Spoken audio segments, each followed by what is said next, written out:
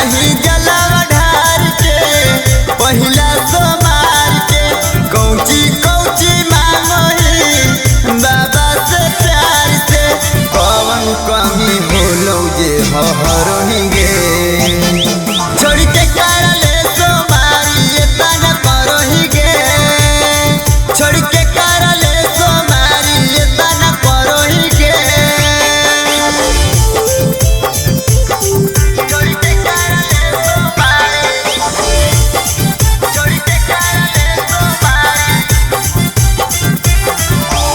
एतना करही गे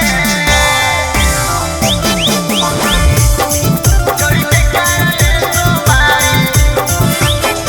अगे एक हाथ में पूजा थाली दूजे में बेले पाता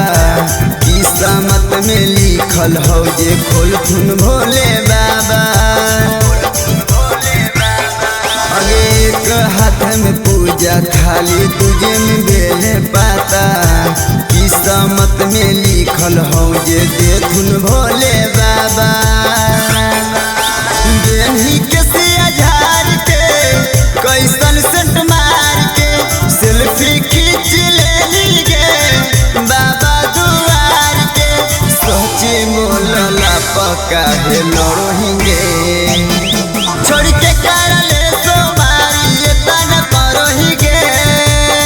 छोड़ के करले सोमारी एतना करही गे छोड़ के करले सोमारी छोड़ के करले सोमारी एतना करही गे छोड़ के करले सोमारी अगे गाँव के शिवालावा में करोही जल ढारी